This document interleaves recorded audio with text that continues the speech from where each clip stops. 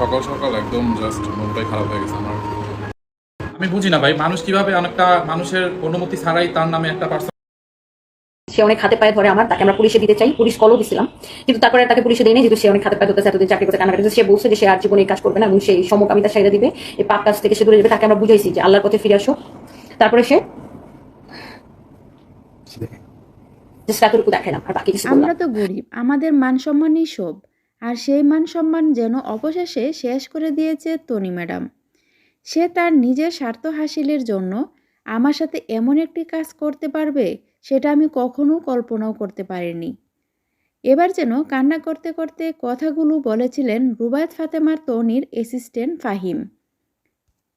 বর্তমানে এই বিষয়টি নিয়ে হচ্ছে অনেক বেশি আলোচনা সমালোচনা। ভিউয়ার্স, ফাহিম আরও কি বলেছেন এবং কি ফাহিম ও তনিকে নিয়ে সোশ্যাল মিডিয়াতে দর্শকরা কি বলছে তা শুনলে যেন আপনি অবাক হবেন। তাই বিষয়টি জানতে হলে সম্পূর্ণ ভিডিওটা কন্টিনিউ করতে থাকুন।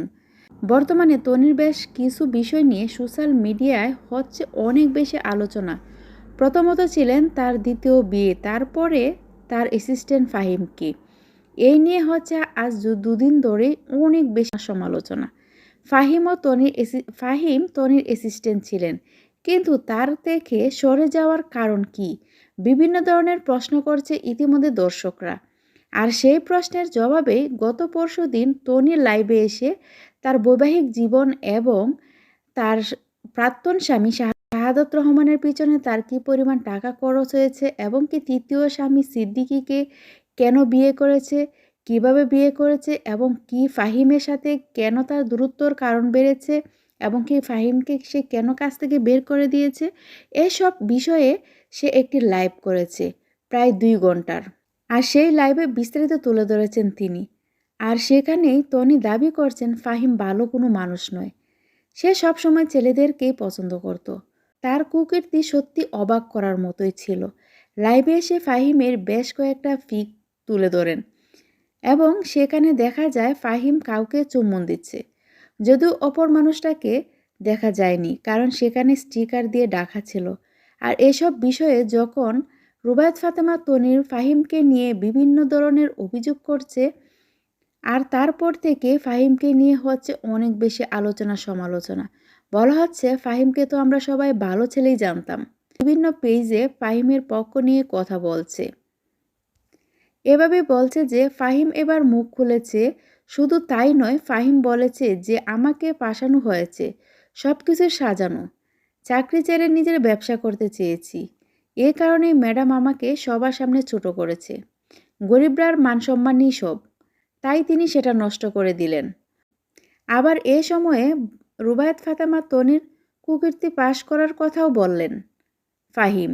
হয়েছে রুবায়েত ফাতেমা তনির সকল কুকীর্তি পাশ করে দিয়েছে তনির অ্যাসিস্ট্যান্ট ফাহিম।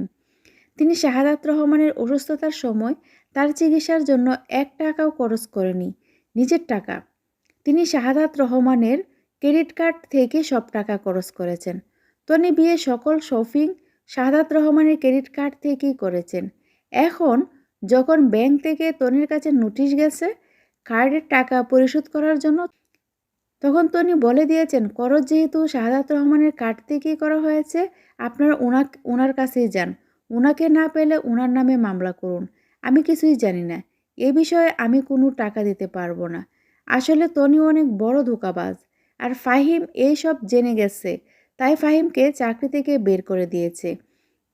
আর এভাবেই যেন বিভিন্ন ধরনের কথা বলা হচ্ছে তনি এবং ফাহিমের মধ্যে সম্পর্ক নিয়ে এবং কি টনি কুকীর্তি বিষয় নিয়ে। ফাহিমকে নিয়ে রুবায়েত ফাতেমা তনি যে প্রুফ ও প্রমাণ দিয়েছে সোশ্যাল মিডিয়াতে, সেই বিষয়টি আপনি কিভাবে দেখছেন? সত্যি কি ফাহিম এমন ছেলে, নাকি তনি তাকে ফাঁসানোর জন্য এসব কথা বলছে? আপনাদের মূল্যবান মতামত কমেন্ট করে জানাবেন। আবারও দেখা হচ্ছে পরবর্তী ভিডিওতে। ততদিন ভালো এবং সুস্থ থাকুন। আল্লাহ হাফেজ।